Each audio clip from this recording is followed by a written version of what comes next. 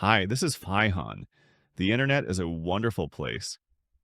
In my opinion, the Polish-speaking part is great, and thanks to AI, I can bring you some content in a slightly more accessible way. In this video, I'd like to open a new chapter. Since video games have long been one of my interests, I enjoy watching content about games, various mechanics, and other game-related topics. So I invite you to check out a video by the YouTuber known as Loanel, where he shares his impressions of the game Avowed. Hi. As you could probably guess from the title, last night I played Avowed for the first time. I know Avowed isn't exactly a new topic. Those who wanted to play it have probably already done so. However, I chose this particular video because, in my opinion, the creator very accurately pinpointed the issues with this game. And I have to tell you, wow, I did not expect that. As I mentioned in the previous video, it was about this game from the materials I had seen and from what I watched, how the gameplays looked, what the creators were saying, what was already there. It's known what is supposed to be in this game and what is not supposed to be, so I expected that maybe at least it will be a fairly solid RPG after all. It's Obsidian. I am aware of how Obsidian's games looked. I played Fallout New Vegas, which is based on Fallout 3, and I know how that engine looked there. I know how the Outer Worlds looked, but I also remembered how Pillars and, for example, Tyranny looked. Those were good games, at least in terms of narrative. So yes, as I mentioned in that video, despite being afraid that the combat probably wouldn't be very good, I thought that at least narratively this game would engage me in some way. But damn, I just can't play this game anymore. I played it for 4 hours and I've had enough. Personally, I think 4 hours is enough time to form an opinion about a game. It's also important to back up your positive or negative take with solid reasoning. And no, I liked it is not an argument. I'm still in heavy shock. What happened to this game? I don't understand. I've already looked at the reviews of this game, even though I said, okay, I won't spoil it for myself, I want to finish it. First on my own. This isn't even on the scale of what happened with Dragon's Dogma 2. How can anyone give this game more than 3 out of 10? What is going on here? Okay, to explain what I mean. Let's say these will be my first and most likely last impressions of the game. First of all, the narrative in this game. Okay, I did 4 hours of the first act. I know the plot might pick up later. But how am I supposed to react when it's such garbage right from the start that I have no desire to continue? The dialogues are so bland. There's almost no consequence to any choice. Those options that appear, which are based on some of our stats, or some kind of our background. Well, I chose that I'm some kind of nobleman. I can press a different dialogue option. And what does that dialogue does? I can already see it now after 4 hours that it's so damn flat that it's at such a level that I don't even feel like playing it longer to check if it actually has any consequence, what you choose in these dialogues. I just approach an NPC, have some small talk about nothing in literally one tone of conversation, and move on and explore further. Here, Loanel shared his thoughts on a very important element of any RPG, interactions with NPCs. What's the point of being able to approach a conversation in multiple ways if the outcome is always the same? This criticism has come up in many reviews of the game. It was the same even with the first companion. Well, I talked to him in the camp, learned something about him. Just one tone, nothing interesting, just something about a sailor betraying someone. And that's it. Zero interesting things, zero engaging dialogue. Just flat. Is this a game from Obsidian? What is this? Before the release of this game, people were talking about some woke stuff like, oh Jesus, woke will ruin this game. What woke? There's nothing to ruin here. There's nothing in this game. It's so empty that even if it were to be added, there's nothing to destroy. I even preferred the narrative in Elgard to what's happening here. Secondly, the combat system. I tested all the weapons available in this game, and indeed they added some stop frames. The sound is slightly better than it was in the initial gameplay videos of this game, but what happens in this combat, I didn't see it in those gameplay videos. But when I started playing this game, well damn. But when I started playing, strafing monsters, hitboxes, the combination with those damage numbers, attack spacing, this game operates as if it doesn't have any of the combat physics I talked about, which I really cared about too. It was in this game, but it operates on some kind of strange damage interaction when two models meet. It's done so, strangely. And right from the start, I immediately saw that one-handed weapons in this game are basically unplayable, at least for me. Because it looked as if the weapon's strike didn't connect with the hitbox at all. The opponents had such a damage range that they didn't even hit us, yet they still dealt damage to us. This was especially noticeable with the initial Sorips in the tutorial. And then I was already holding my head like, what the hell is happening here? What's going on? What have they done to this game? But later I pushed through the first hour and a half and found myself a two-handed weapon, and with the two-handed weapon, okay, it's fine now. It's a little better. And indeed, those hitboxes do touch. When I equipped a two-handed sword, the combat clicked a bit more. But I looked through the skills ahead, and I'm 99% sure that melee combat in this game won't develop in any way. From the first 2 hours of the game, I don't need to play this game anymore to see that. There will only be those power attacks, auto swings, and maybe one additional skill. At level 20, there's some spin to win, I think, I don't know. Yes, that's how it looks at least. Everything else will probably be some passive effects or attack speed boosts. There is no indicator that this is going to develop in any way. This combat is pure damn button mashing. It's worse than Skyrim. It's at the level of Oblivion. You can't even compare it to Dark Messiah. I don't know what those designers were doing. What is this? To sum up the first 2 hours of gameplay that Loanel talks about, we're dealing with meaningless dialogue choices, which are weak to begin with, alongside an unintuitive combat system plagued by enemy animation glitches, broken hitboxes, and mechanics that boil down mostly to mindless clicking. And thirdly, this world. Okay, I'll give them that there's a handcrafted world here. There's some vertical exploration. The graphics are fairly decent, but when you play this game, someday, maybe when it's available for 10 Zelotes, or you get it from other sources, I'm not suggesting anything, of course, you'll see how this world behaves. All the NPCs stand still, everything is terribly static. Really, the only thing that moves in this game is the water. Even the leaves on the trees don't move.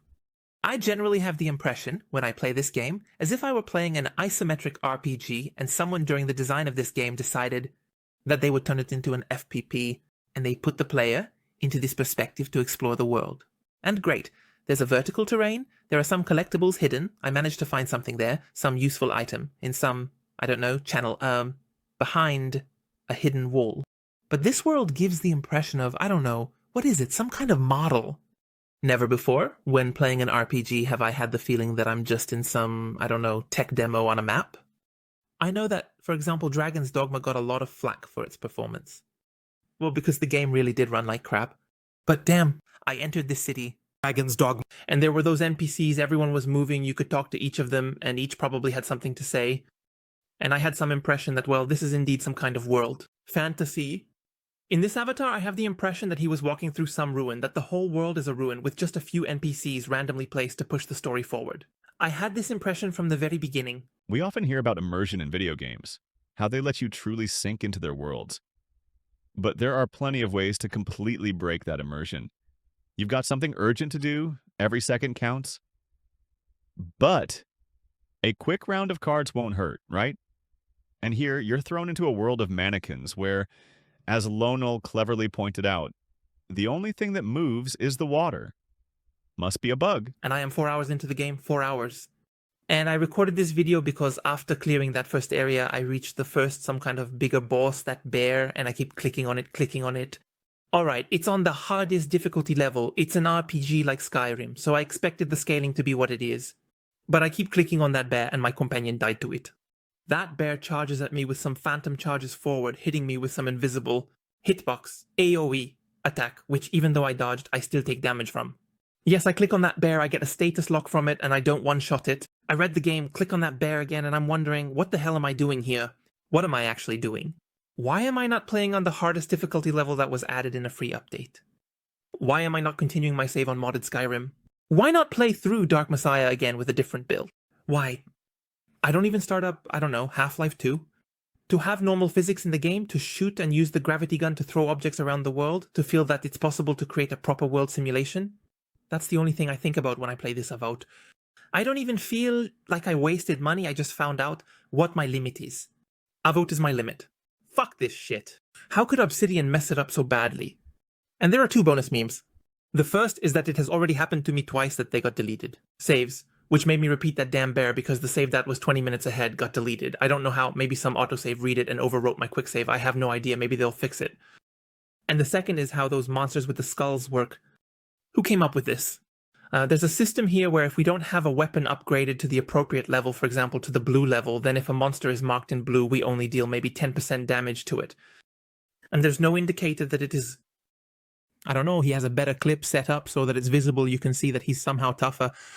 He just has a skull. There's one bandit next to another bandit. They have the same weapons, they look the same. One has a skull, the other doesn't, and one of these bandits is 10 times tougher than the other.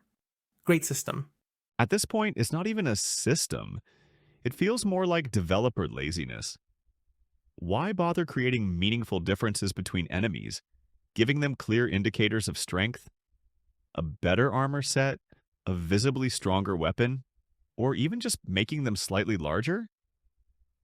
Nah, let's just tweak the stats behind the scenes. And just like that, we've got another thing that breaks immersion. Who cares that you just took down a raging bear? Your real challenge is now.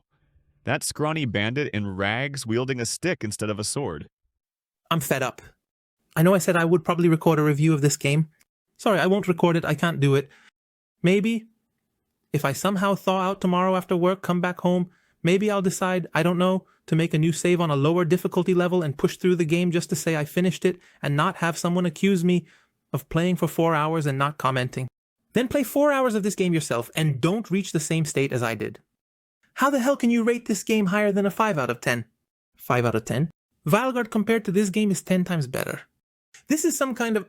And this is probably the worst RPG I've played in the last 15 years. I am able to state this after 4 hours, after looking at these skills, after playing this game, once you get into it. And I admit, I probably went overboard with my optimism in the previous video, but I thought that since it's Obsidian and that it was recorded gameplay on a console, that once I finally get to control it, maybe I would somehow overcome it, and it would still be playable. In his earlier commentary, even before the release of Avowed, Loanel spoke about the game with hope. He gave the developers the benefit of the doubt based on their previous work. And additionally, since it's the world of Pillars, how can you mess up a story set in the Pillars universe? Because not the story, but the narrative to make the characters interesting. Well, the companions in Pillars, how well they were made. This is a playable game. Don't buy it. Don't buy Game Pass just to play it. Buy it for 5 zloty when it's on sale, and you'll see how to mess up an RPG. And it frustrates me even more because I see that there is some potential here, that if they made a normal combat system with normal physics, it might be playable. That the graphics are actually good. Besides, I don't understand how someone can say that the graphics are bad. Well, maybe I'm some kind of boomer. I played Arx Fatalis and I see something like this and I find it nice. I think, but I don't know. Everyone has their own tastes, right? Maybe I'm a diehard fan. Dark Messiah, I don't know. This is yet another blow to me, seeing that you could take the engine from Dark. Messiah, put it into this game and the game would be playable. Well, and if you were to remove everything else from this game, just leave those monsters in it. In the world, give me the engine from Dark Messiah and I'll have a good time. Nothing more is needed here. But no, creating some storyline demo that makes me want to sleep at 10 PM after 3 hours of playing. The combat is such that I feel like throwing the keyboard and mouse out the window so I don't have to play this game tomorrow. The world looks like some kind of model, and this is a release for 400 on Steam, on which I spent that money. Alright, well, I spent it because I said in the previous video, so now I wanted to say B, so I bought this game because I wanted something to play. Maybe instead of Monster Hunter, I don't know if I would play this game during the week, but I wanted to play some first-person game. An RPG, I felt like playing one of those. And I got what I got. That's it. I've had enough. I don't know if I'll play this game, maybe tomorrow. If I change the difficulty level, I don't know. Sorry for the language in this video, but I don't feel like censoring or editing it. I don't care. Don't buy this game. I hope Microsoft shuts down Obsidian. They deserve it after this game. Bye.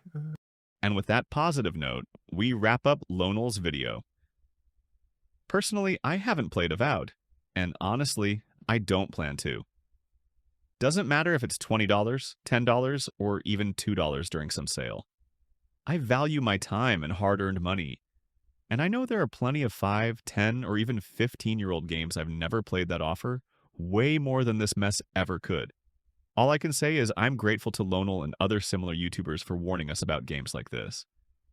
They not only explain what they didn't like, but take a thorough and honest approach, spotting issues that many top reviewers from big gaming sites seem to miss. That's the end of the video. I hope you enjoyed it. I've watched it multiple times myself. I'll include a link in the description to this channel and this specific video in case anyone wants to see the original. I can see that the translation isn't perfect, but I'm still impressed with the result. I'll try to make the next videos even better. Take care, everyone, and see you next time.